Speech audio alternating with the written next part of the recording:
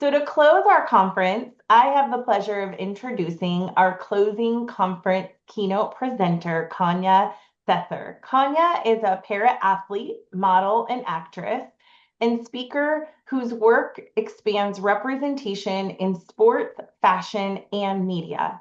Born in Thailand and adopted into a family in Portland, Oregon, she lives by her personal motto: no legs, no limits, which she uses to describe her own approach to life and sport. She made her marks as an adaptive sports, from wheelchair racing to surfing and skateboarding. And in 2024 set a Guinness World Record for the longest handstand on a skateboard.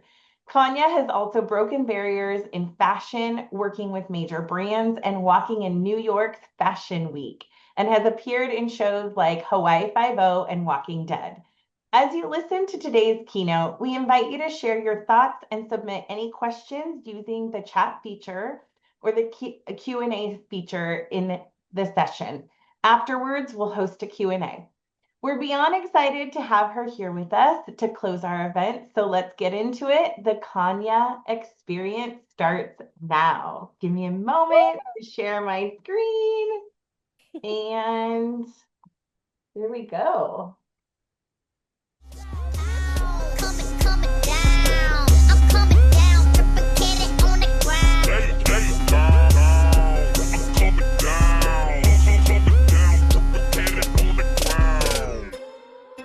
We teach girls to shrink themselves, to make themselves smaller. We say to girls, you can have ambition, but not too much. You should aim to be successful, but not too successful, otherwise you will threaten the man.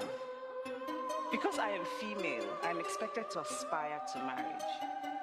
I'm expected to make my life choices, always keeping in mind that marriage is the most important. A marriage can be a source of joy. Amazing. Oh my goodness. Thank you so much for having me, everyone. I'm so stoked to be here today at SIP Conference. My motto is no legs, no limits. The challenges I was born with does not define me. My mindset does.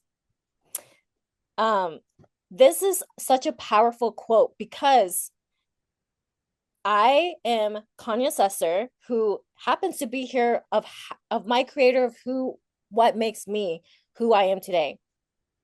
And I feel like the challenges that I was born with kind of shows my strength of my mindset and what powerful strategies that I've been through on my journey of life without having any legs. Next slide.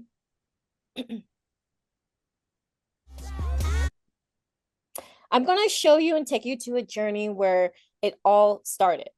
So the fact that I have no legs, I was born without legs, and my creators, God, all the above, they made me who I am today by just being just being who I am, just sitting here with you today and showing you how amazing this is. I'm just laughing because I just can't believe that I'm here with you guys, just talking about my life story. And how it all started was, imagine being told your whole life what you can't do. If you were the canvas, what would you create? Would you let others decide your story? For me, no, it does not. I do not let anyone decide for my story ever since day one. I was born without legs. I was found on the side of the road in Pak Chong, Thailand. And a woman and a man just found me crying on the side of the road. They went to go see where that crying was at, and they saw a baby just left out on the street, covered in blanket, nothing else. No one was around. And I'm just telling you, I feel like things happens for a reason. And I'm just astonished because I wouldn't be here with you today if that day didn't happen, where the woman, if she didn't find me. But I was born without legs, wrapped in a pink blanket on the side road in Pak Chong, Thailand, in this country where it's a rural area where who knows what could have happened. They took me in, They unwrapped me the blanket and they saw that I have no indication of feet, no indication of legs, nothing. What would you do if you just found some you just found a baby on the side of the road and there's no mom, no dad, no one around to kind of claim the baby? And you would just think for a minute, be like, where is this baby gonna, like, what? Like, who would just leave just a living human on the side of the road? And what's going to happen to her, and what's going to happen? That's what's inside of their head when they found me. Fortunately, the police of Pak Chong, Thailand came by and they took me into the hospital. And I was a baby. I don't know what could happen. And I don't know what my life was going to be like because I was just a small infant. When they took me into the hospital, they were trying to figure out where they're going to put me, what's going to happen. Now, you guys, a lot of different countries, especially in Asia, there are people where they have their children kidnapped from their own family to become workers or get captured for being beggars on the street on the side of Thailand or any places. And fortunately, lucky for me, that was not in the history book for me when they found me. I What they told me was they found me on the side of the road and no one wanted me, and thank God I wasn't kidnapped, and it just happens that way. And so they were trying to take care of me and they put me in a room where I didn't know what the heck was going on. I was little. I don't know what's up. I was really petrified, to be honest. Imagine just like not knowing what's happening and you're kind of like isolated and be, you know, in a room full of just hospital people just looking at you and examining you and seeing like who you are and testing you. I was scared.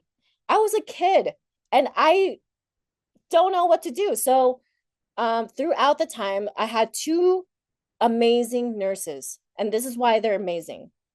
These nurses came to me with open arms. I felt like the angels just took me in for a reason, and I don't know why, but I felt like these two women that took me in just kind of hold me while I was crying because I don't know what was going on, what was happening. And they just held me until I just slept, just sleep. I guess I was crying all day, they told me. And they kind of just cradled me until I woke up and they're like, everything's going to be okay. And I never knew what it's like to be like having my own family feel, or like someone who loves you. It was just like an automatic unconditional love. Like they accepted you just who you are. It's like, what the heck? I don't know these women and I don't know who they are, but they took me in and they took me in with grace and love. Imagine being a kid, just not knowing your own birth mom, not knowing your own birth father, and not knowing where you are, but you're being taken into a place that is unparticular. Like I don't have any files of my birth, so that means that I was born at a house, and I don't have any indication files of my birth mom. That means that she was probably missing or gone, and who knows.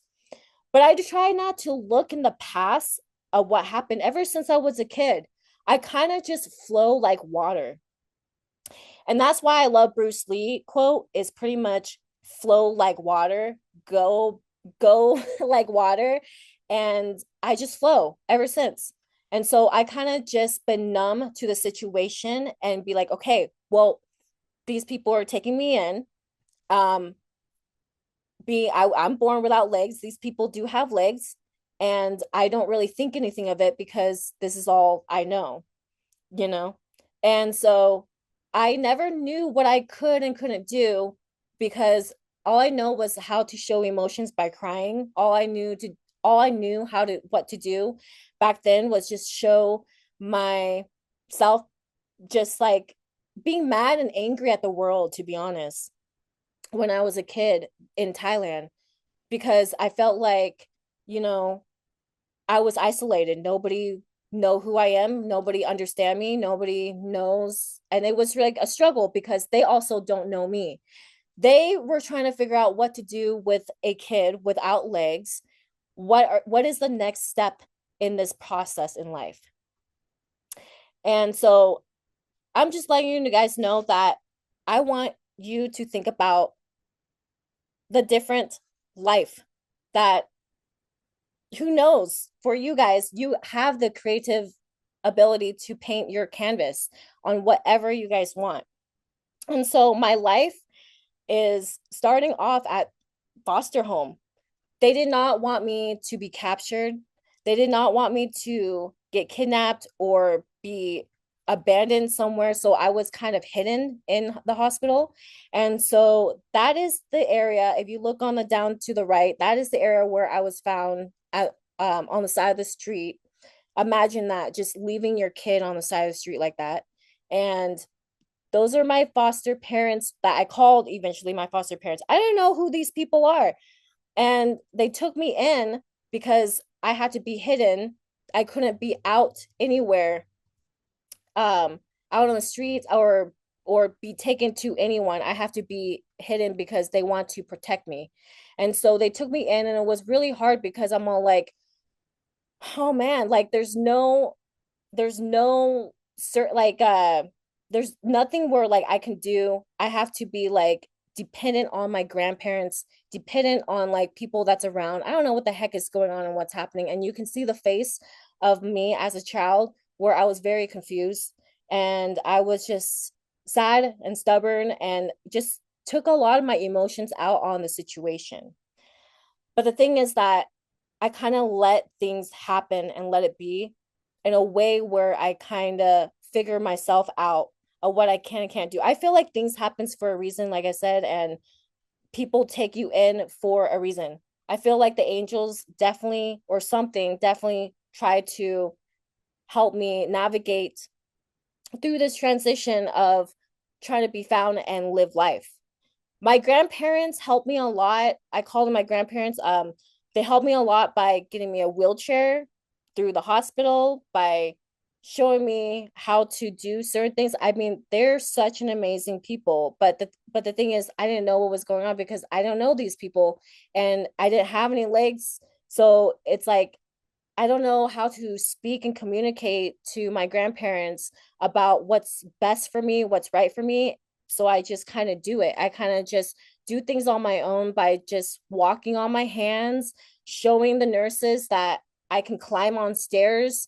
I have a video in VHS climbing on stairs as a baby in my as a baby on my hands. I kind of learned that my own. No one taught me to walk on my hands, you know. It's like asking yeah, a leg someone with legs to walk on it's like asking someone with legs to teach a kid to walk on their on their hands when they, you know, don't have any legs. So I kind of just taught myself since day one as a kid. I taught myself how to do things of what I was born with and what I have.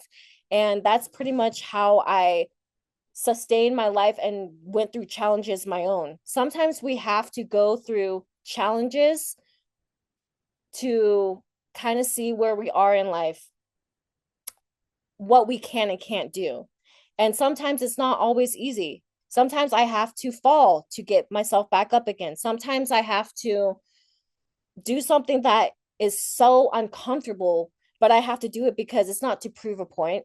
It's by doing things that's what makes me makes me not just comfortable, but it's what the survival mode within myself. I had to survive. And when you are when you're the rarest person ever and you're like the oddest person out of all the people that does have legs, because there are advantages with having legs and not having legs, but it's also coming to a place where you don't know anybody and you feel like, I don't know, just like lonely. But so you have to kind of have this survival mode of just like, wow, like what can I do to kind of get myself to do things because no one else can do it for me. I'm not going to ask someone hand on hand, like, just, help me. Like, no one can. So the only thing is that I have to do it for myself. And I had to just do what I got to do to kind of like just show people like the best of me, of how I walk, how I talk, how I do things. And when I don't understand it, I ask questions, I talk a lot, and that's how I kind of navigate through everything. And one of the quote that I put on here is, growing up was not easy, but I learned early that my life would be about adapting and not giving. And that comes back to the point where I had to adapt through everything, through being adopted by family, adoption through my mom, adoption through my brothers and everyone. And coming to America was the most hardest struggles ever, hardest life. And I felt like I had to go to another whole new transition in life, which I was like, okay, now these people, they don't speak my language at all. My first language was Thai, and my now my second language has to be English. So I had to figure everything out all on my own.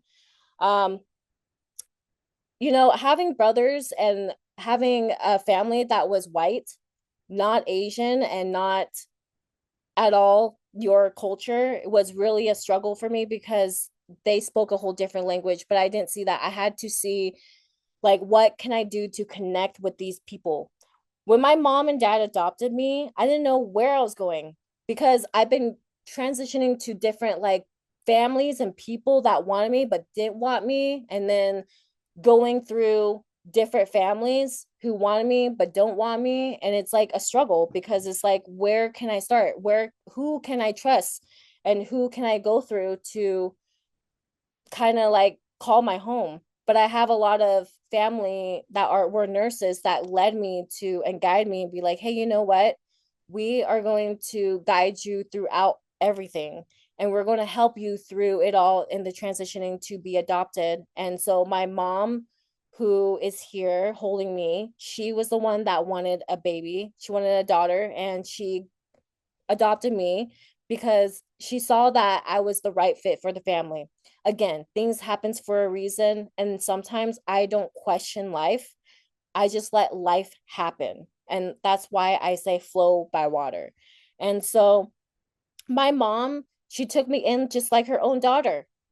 I didn't know what to expect. I didn't know what to think. And I was just like, okay, well, here I am in America and with a new family with two brothers that I call my own and my dad. And somehow, when I was younger, I did not like men at all. I didn't like any male dominance, and I was more closer to the female and like my mom, because I had a connection more with a feminine energy, and I think that has to do a lot with the hospital and nurses. But the thing that not a lot of people understand is that it's so important to have a family that lets you have an open-minded, who's open-minded as well and wanting to learn with you together. The nurses tried their best to help guide me, while the fact that, I was found on the side of the road and I was born without legs, but like they didn't know what's best for me and what's good for me, and they didn't know much of what they can and can't do. My family in America who adopted me kind of had that open mind and wanted to navigate with me. My mom suffered a lot while she was doing a lot for my brothers who has autism, who has Asperger's as well, who's autistic and has Asperger's, and who now has a daughter without legs. Imagine taking care of three kids, two of which has a disability.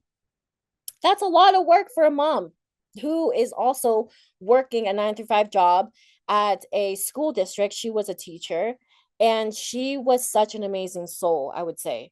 I didn't understand that much when I was younger because I was focusing more on just life itself. And my mom is the one that kind of helped me and connected me through so much in life that I couldn't imagine. Because I wouldn't have be where I am here today with you guys if it wasn't actually for my mom, who also put in so much work and effort in this. When I was in elementary school, I was playing with the kids up in the swing sets and all that. And there's this hill that you go up on, and there's bark dust. I have a question. Why don't a whole lot of school districts and places make accessible ADA friendly playgrounds for kids? It doesn't make sense to me. Don't all kids, like even kids with disability, wants to play with other kids as well? We feel like we're left out. We feel like we had to do more just to hang out with our friends. It's so sad to me to see kids in wheelchairs and kids that weren't able to go up on the playgrounds just sitting there and looking at their friends playing. And they're like, I wish I can do that. So one of the things that my mom did that was so amazing was she saw that, and she saw the fact that I wasn't playing with any of my friends because I couldn't go up on the playground easily, and the bark dust was too sharp, and it was really a hassle. So she talked to the whole Tualatin, Oregon, Portland district, that's where I'm from, if they can make a playground that's ADA accessible. And you know what she did? She raised money and pretty much paid for her own grant money just to design an adaptive ADA playground that's accessible for people with disability kids at the school. Wow. I would say I have never seen or feel like a mom has ever done that. And not just that, but who is she when she doesn't even know what I'm capable of yet? She's just like, wow, we need to change this. We need to do this, and we need to make it better for people and kids, especially me. So we made a playground that's ADA friendly, accessible for kids in wheelchair at my elementary school. And she signed a contract or signed with the governor of Oregon to have all ADA accessibility playgrounds in Oregon. That is a super mom. I call her superwoman. And not just that, but there was times where I was playing outside and I couldn't do as much as all the other kids do because of my lack of legs. But the thing that doesn't stop me. I try to figure out different ways to play with the kids all around the playgrounds, and I play with my neighborhood kids. I climb up the trees. I do things on my hands. I walk and pace on my hands and go like run as fast as I can. And I wanted to show these kids that I can do anything. And so, but there's times where I do feel left out when I'm with my friends because they have to deal with, like, let's say, um, things that is more challenging for me. And I feel like I was kind of left out when things were had to deal with legs. But I've tried to figure out how to do things with my hands and arms in general. Like soccer, I play with my hands. With certain things I can do. But when it comes to climbing and doing things, it was a lot more of a challenge. So I asked my mom, I was like, hey, I want to play, but I want to do more. And she says, you want to play sports? This woman literally just goes online and research Oregon adaptive sports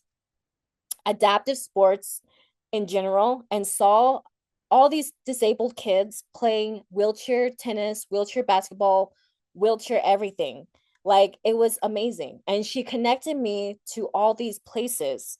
And because I wanted to do so much, I didn't watch TV when I was a kid, I didn't play video games. I was the last one going inside the house. I was like the first one out, the last one in. And even when it was snowing and raining and all that, I was outside all day, every day. Yes, and as you can see, I wanted to wear shoes because I want to know what it was like to wear shoes and be part, like my friends, like, hey, I got this new shoes. And I'm like, man, I wish I could wear shoes. And then my mom bought me shoes to try, socks and everything. And she's like, pick out whatever shoes you want. And then she just bought me shoes and I tried it. I'm like, wow, this is interesting, but how am I gonna do certain things? It was a very temporary moment of time just to see what it was like. I was a wild kid. As you can see, I love ice cream. I love swimming. My first time swimming, I was with my brother in that picture right there, just going down the snow in the sled. And I was daring. I didn't care. because I feel like new beginnings, challenges, and lifestyles is within all that category. I had to have a new beginning in life. Things are going to be challenging, but I have to go through it. And it was a whole new lifestyle that I had for myself. I think of myself where, like, hey, you know what? If I don't try and I don't dare myself to do things that I want to do, I'm just going to be here, what, waiting and just sitting and be like, hey, so where's my legs? Yep, yep. My legs eventually will grow, right? No, I'm not going to just sit there and just let people tell me what to do. So I had to learn independence. I had to overcome physical challenges and navigating cultural adjustment. Yes, when you are living in a different country or when you're living in a different home and you're in this whole new environment, you kind of have to navigate culture. You have to navigate the do's and the certain things that we have to kind of understand this new life. I had to understand all that. I'm not in my country anymore. I had to understand the American way and understand the ways of trying to speak English, and it was really hard. As a kid, it was overwhelming. I cried so much, so hard that I'm like, Mom, I do not want to speak English. Let me just speak in my own language. I can't do that because to communicate with other people, I had to learn English language, and I'm so glad I did. And I still struggle with it every day because my first language was Thai, but my mom navigated and helped me through it. And so, not just language, but she also did so much for me to connect with other disabled athletes. And that's why she researched online to get me into sports and doing the things that I wanted to do and what I love. And without her support and her research, I wouldn't have all these opportunities. And my mom kind of showed me how to navigate through certain challenges that I didn't know how to understand myself. I had to understand other people, but also like through her, because sometimes I can be selfish, and in selfish isn't coming from a bad place. It's more of trying to have my own of what I feel like what's right and what's perfect for me. So my mom, she connected me to adaptive sports, Oregon Adaptive Sports, and I did wheelchair basketball, wheelchair tennis, wheelchair everything, wheelchair racing. I did surfing. I started surfing when I was 9 years old before I was skateboarding. And I went out to the cold ocean water in Oregon, and it was really cold, but I had an amazing instructor that showed me how to surf, and I did really good.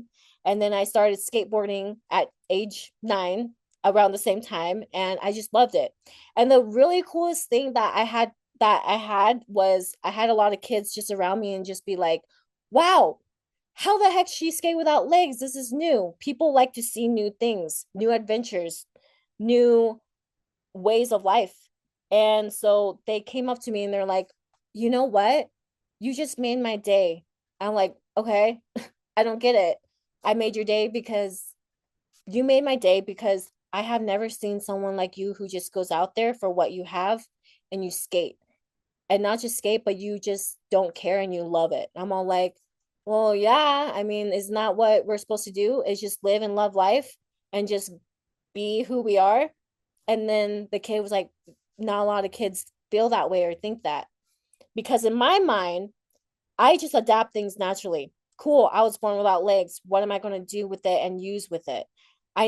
Had a feeling of just like, I either just going to wish legs appear and maybe like wait for someone to automatically just give me like legs and be like, "Here you go," or just dream about what I could have. Or I could have a whole different life in this whole new lifestyle with amazing family that has a lot of opportunities for me, that has given me an amazing love, education, and everything, and see what my life could be unfolded.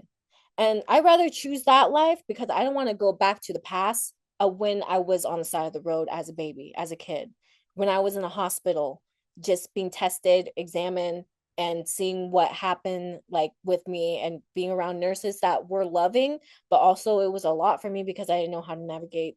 I could be in Thailand, not being with you guys here today and being a whole different person, but I choose this life of where I am today, because I wouldn't have known that, you know, like I said, things happens for a reason. I wouldn't have known that it could be dead or alive. And I chose like living. I choose life. And I I just push myself out there where it challenges me every day. If we don't challenge yourself and we're too comfortable of where we are, I could just sit in the wheelchair all day and do nothing. That's not going to get me at life. That's not going to do anything in life. The thing about striving and succeeding is being out of your comfort zone, doing the next challenges and just being. Instead of talking, you're being and you're doing it. And I feel like in life, I just got to do it. Let me show you what I can do and what I got. And so, with everything that I have done, I was really an athletic. Like, everything that I do just connects with me, like, very fully. If you go back to last slide, the one previous, um, I did not grow up thinking I was limited. I grew up trying everything. Know your worth. Don't give up. You are capable of more. Truly, you are capable of more. I wouldn't have thought that I would be on that podium at the Dew Tour and the X Games and going to the Olympics back in 2011 and 2012, being the third fastest woman in the world for wheelchair racing. I want to have known all that, because if I would have just dreamed it, don't dream it, just do. And that's what I did. I kind of just show up and I just do what I need to do in life, that kind of just, I just live life and I just love doing it. And so that's why skateboarding, the thing about skateboarding is a whole different life though. I didn't compete in skateboarding until I was 25 years old. Actually, before all that, I was like track racing, wheelchair racing, practicing 9 through 5 all day, no stops. I was training. I didn't think about Skateboarding was just like when I played outside with my friends and all that. I was more thinking about getting the gold medal in my T54 as a sprinter, as a 100 sprinter, 200, 400, 5Ks, 3Ks. I got first place in all of them, second place in the 4x4 women's relay. And I can't believe that track kind of made me who I am today as well, with all the other sports that I have done. If you go to the next slide, all those sports I have done, surfing, basketball, wheelchair, mono skiing, and all that, it kind of created that anything is possible. Nothing is really limited. Like, I love everything that I do. I feel like I just kind of do, instead of just like thinking about things of what the matter is. I just think about the things that, like, hey, you know what? I'm just going to freaking do it. I'm just going to do what's so fascinating me, thrilling, reckless. And I also think I'm a little crazy. Sometimes I'm all like, man, like, am I like, I'm not proving a point, but like, I just want to do something crazy or like off limits. And I don't know what's this driven in my head, but it's like the feeling of just, I just like to be outside and I just like to do so many things that I put my mind to. And the one thing that like kind of really amazes me is now I'm a dirt biker. I dirt bike with my husband. And the thing is, I wouldn't have thought I would dirt bike my whole life. Who would have thought that a no-legged woman, first no-legged woman ever, be like, hey, you know what? I'm going to hit up E-Ride. I did. I hit up E-Ride and I had a whole meeting conference with them saying that, hey, you know what? I want to ride your guys' bike. And they're like, huh? Ride our bikes? What do you mean? What are you going to do? I want to make this cage out of it. And I'm going to do some wheels and modification with my husband who's welding and he dirt bikes and stuff. And we're going to make it kind of accessible for me. It's a whole different thing that no one has ever seen before. And they were like, okay, because of liability issues, we're not just going to give you the bike. I'm like, that's fine. I'll buy it.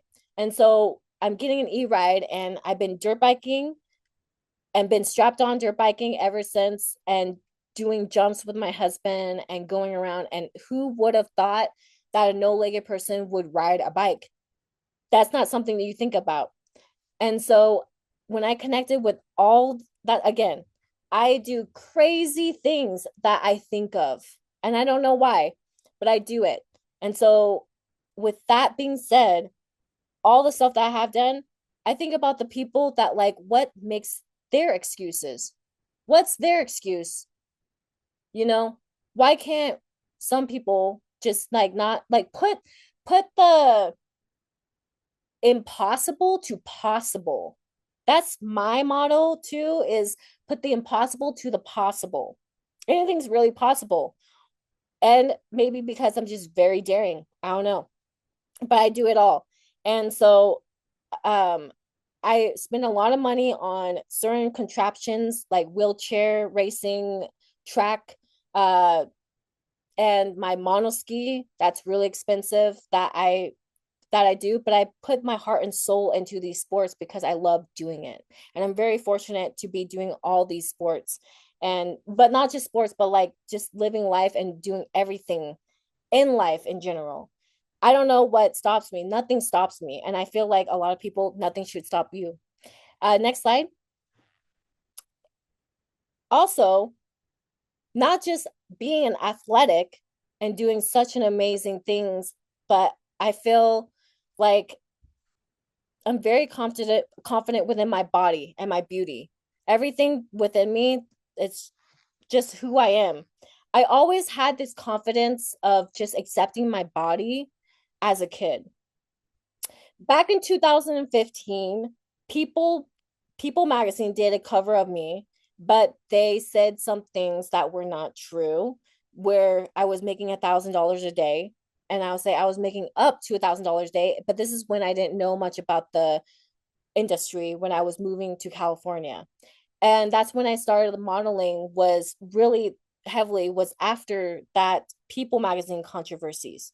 And so I how it started was I was breaking beauty boundaries by just posting swimsuit shoots, lingerie shoots. And it's not about defining the fact that I'm like, I am sexy and I'm very confident with myself, but I'm not trying to like show or prove a point. I'm just very comfortable in my own skin.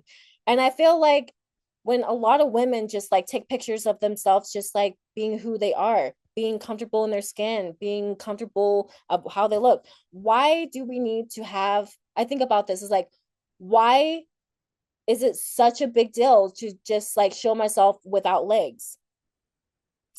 Cool, I don't have any legs. I love my body. It doesn't matter. But then I had to look on the outside. Not a lot of people love their body. Not a lot of people accept how they are and who they are and how they look.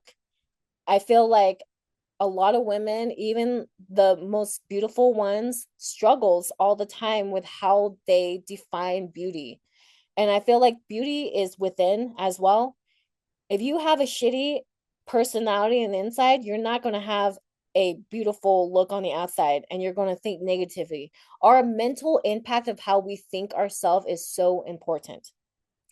And I also feel that the way how we nourish our bodies are like our vessels. Our body is our home for our soul and who we are.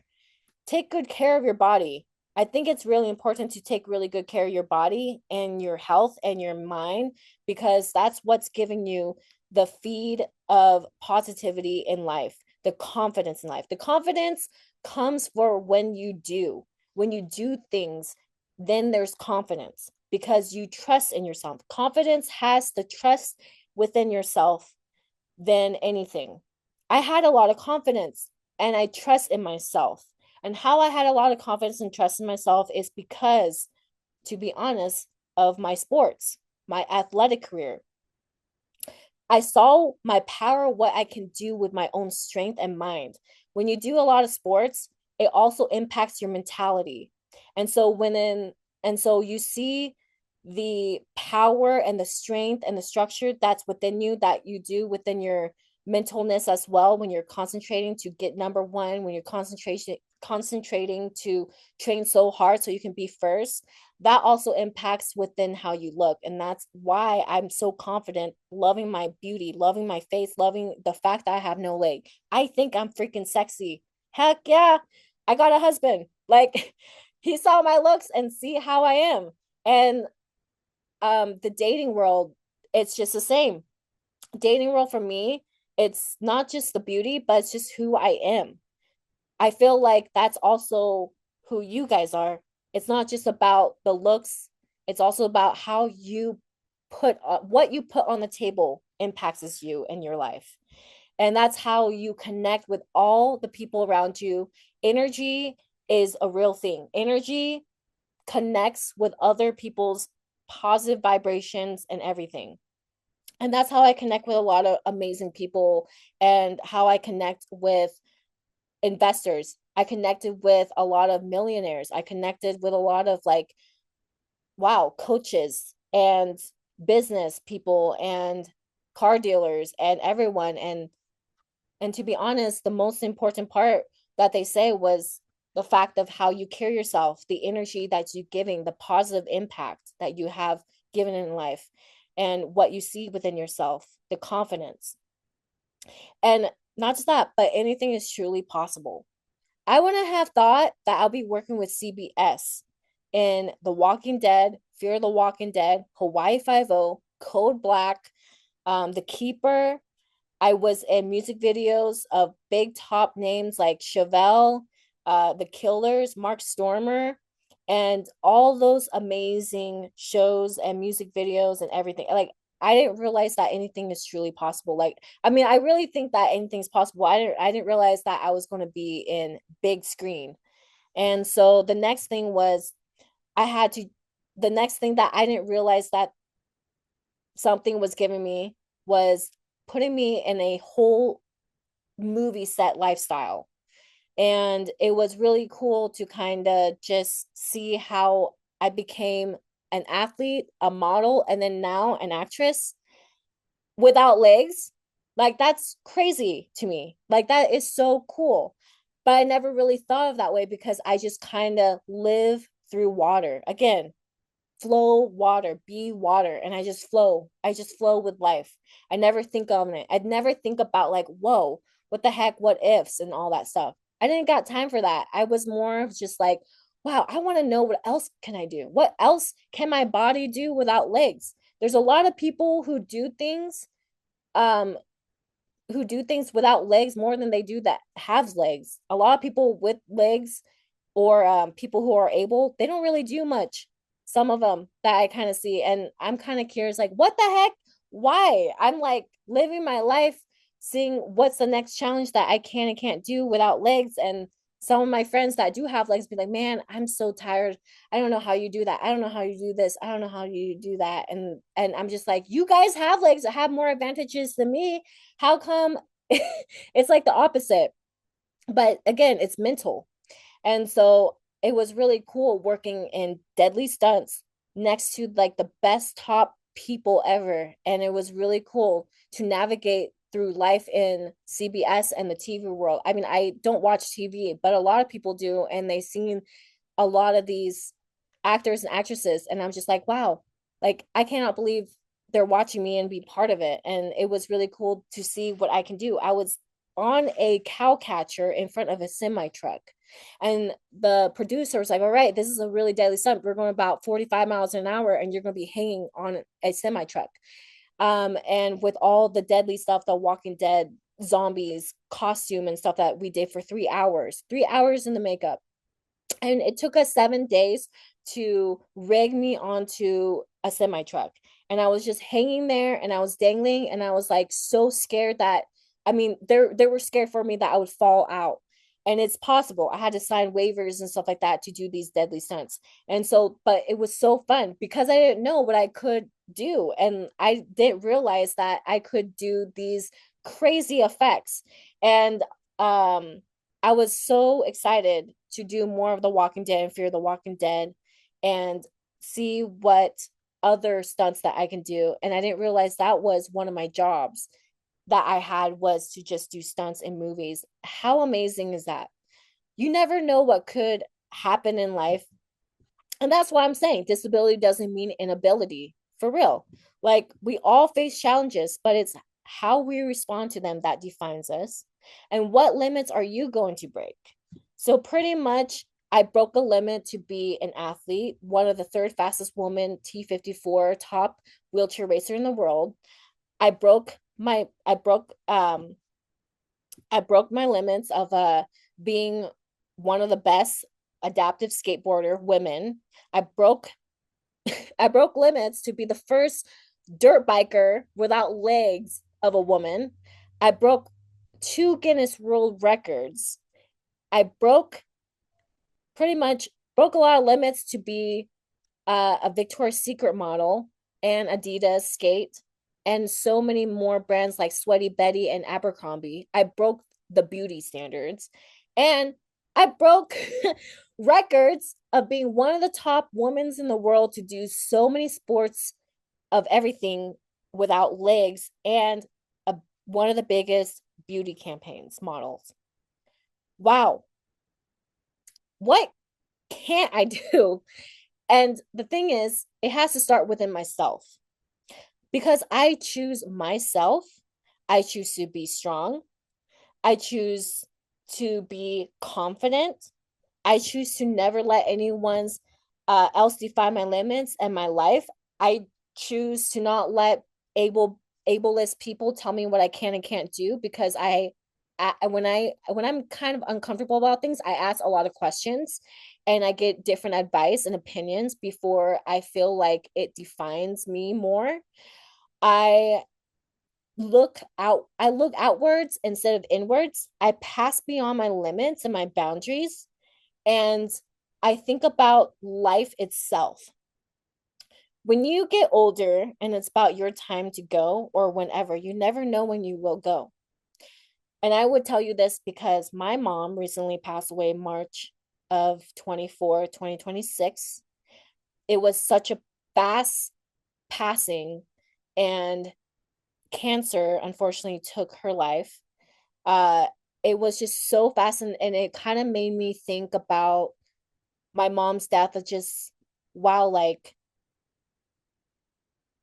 if I was her, it's like would I want to live my life to the fullest and do so much of what she did to help me out and like do so much for me where not just for me but like for herself of just like going to different places with me and doing things with me and then or was she had a life where like she's struggling and worries and thinking about what she should have done better with me and my brothers who has disabilities, but she chose the life that is so cool, which is helping people with disabilities out, raising money for me to go to the Olympics, going to 50 different states plus 5 different countries for racing.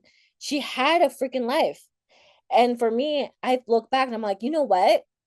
Would I rather have a life of just misery or would I have a life where I just keep living until I die?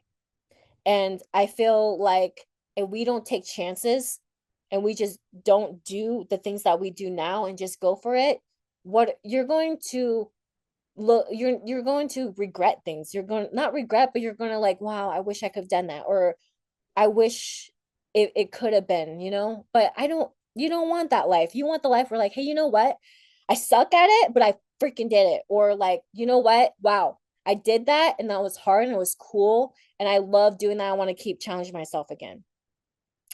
So it started off with myself. I just want you guys to know that in life isn't guaranteed. And the most important thing that you need to remember is that if you are not on the obituary files, get out of bed and get outside. Don't play video games so much and go outside and do what you can do, or like do new talents, do new things in life, do new talents, and see what you can pursue. For me, I chose myself to do the things that I love and not let anybody define me, not life itself define me. And that's why the next slide, that's why this is me doing the longest handstands on a skateboard, going in out like under a minute. That's how I started my Guinness World Record.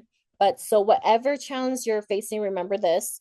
You are capable more than you think. Your differences are your strength. You have the power to redefine what is possible.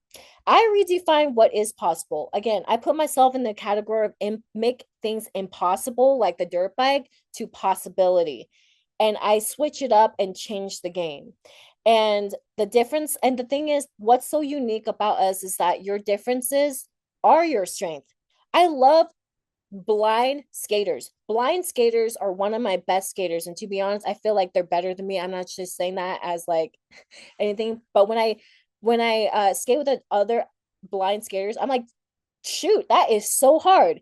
My friend Coco and Nick Mullins, they're blind, and they drop in a vert ramp, and they did a freaking 360 kickflip, blind, dropping down a vert ramp. My friend Coco went to Tony Hawk's vert ramp, dropped in, skated, blind. So think about this. Yeah, I have no legs. I still can see, but all these other people, they have no vision. And the cool thing is, their differences are making them stronger and their strength, and they're facing their own challenges in their own way. But it's so incredibly cool, just like me and just like you. I feel like everybody has an amazing capabilities, opportunities, and challenges. You have the power, but it's within your mentalness. Trust me, it's your mental. It's all mental. And when you have the confidence, you trust in yourself and you know that you can do it. Next slide. That's why for my book, this teaches kids that anything's possible. That the fact that my motto, no legs, no limits, defines a lot about me, of who I am. This book, we just got the cover reveal and everything like that. The No Legs, No Limits shows and educate kids that anything is truly possible and there is no limits to life. This is a dedication to my mom, the Wonder Woman of it all, and my alongside with Nisha and Lenny Wynn, they're all females and designed, painted by hand of my life story for kids to show them that, you know, kids have so much freedom in their mind, and their mind just keeps going. They grasp things that they learn from us outside. A lot of kids, I really love kids. Kids love me because I'm very intriguing and they want to know more about me. I see kids at skate parks try to skate like me on their knees, and they try to like go by me and skate, and I push them so much to have that confidence when they see me skate, and they're like, wow, oh my gosh, how does she do that? And like, I don't know what it is, but kids just love learning different things throughout life. And I feel like it's important to have our kids go outside, but also learn by doing. We need to have more kids learn by doing stuff, of the things that we do every day, not just school and being in school, but being outside, learning how to fish, learning how to ride bicycle, doing things that like doing like a mechanic, engineering, how to fix things. Those are hands-on education things for kids to help them get their mind going and learning. And they love doing things. They love hands-on stuff. And I think it's important to show them the right education of books as well, which is my book. And it's just really incredible because it shows that you can skate, you can do anything. When there's a part where I say no, I don't like it when people push my wheelchair, and I feel kind of sad that they did that, because I want to show that, like, I got myself, and I show that I can push my chair my own and walk on my hands my own. And I feel like kids would adapt to that, because kids, they feel like some of them are bullied sometimes, or some of them feel like they don't have a voice. And I feel like my book, No Legs, No Limits, helps them to have a voice for themselves, and for them to kind of show like, wow, if Kanya can do it, I can do it too. Oh, wow. I feel the same just like as her when I feel like, you know, when people just think that they know what they can't, like they think they know me and they just do the things that, hey, no, I got it. I know myself. I don't need help. And so this book is truly for kids that wants to kind of know about my life, but through sports. And my mom would have been so proud. And this has to also do a memory of the end of the whole story on me of my mom as well. And so you can pre-order on Simon & Schuster, Bookshop, Barnes & Noble, Amazon, and Hudson Bookstore, booksellers at No Legs No Limits book.com. Or you can go to my Instagram, Kanya Sesser, with the check mark, and go to my bio and pre-order that there as well. And thank you so much for having me. I hope everything that you guys have heard about my story and all that can help you guys navigate or help you guys go out there and charge and have a lot of confidence and tell your kids to just go outside and do the things that they love to do. And I hope this helps for parents and family that probably doesn't know how to talk to their disabled kids and of how to do stuff. And I hope I helped. Thank you so much, Kanya. How about we show some love in the chat? I see all the hearts and the hand clapping. Let's show some love in the chat. A little message for Kanya. Yes. Thank you so much for sharing your impactful story. Thank you so much for having me. Of course. At the start of your presentation, Kanya, you reminded us that challenges do not define a person, mindset does. And you also reminded us of the truth that we can't ignore, that for too long, students like Kanya were hidden from classrooms, hidden from community, hidden from opportunity. And if we're honest, that's not just history. It's still the experience of too many students today because systems can either limit that mindset or expand it. And that's the work in front of us, to design environments where students are no longer hidden, but seen, connected, and truly belong, and where they are trusted with the dignity of risk to try, to struggle, to fail, and to learn, so they can discover their strengths, their voice, and what they need to succeed, because that's how mindset grows. And that's how belonging becomes real. It's hard to believe that this is our final session of the 5th annual SIP conference. The SIP team would like to express sincere gratitude to our presenters and exhibitors for their preparation, partnership, and the powerful learning they brought to these past 2 days. We also want to thank Languagers team for providing Spanish translation and ASL interpretation in every session, ensuring access and participation for all. Thank you to our conference technology team, VFairs, and to Tim Northern of El Dorado County Office of Education Communications team for your collaboration and dedication in making this experience seamless. And finally, thank you to all of you, our attendees, for showing up with intention, curiosity, and heart. Your presence strengthens our shared commitment to designing systems where belonging is not accidental, but intentionally created and sustained for every learner.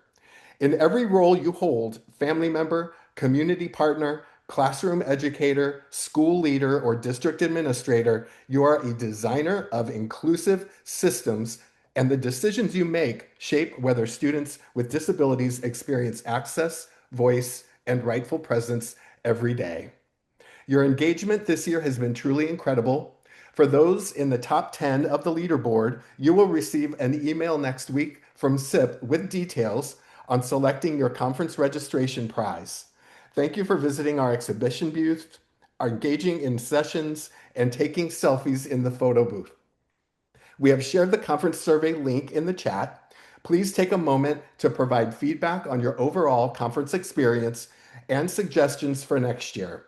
As a token of our appreciation, all participants who complete the survey will receive a highly sought after SIP t-shirt. You do not want to miss out on that opportunity. As you leave today, we invite you to carry this forward, not as something you experienced over the past 2 days, but as a responsibility in the system to lead. Because students with disabilities are not waiting for change, they're experiencing our systems right now. And the question is, what will be different and better because of what you learned here? To close our time together, we invite you to watch a short message from the El Dorado County Office of Education Superintendent, Dr. Ed Manansala. Thank you again for being part of this work, and we look forward to seeing you next year. Have a wonderful day.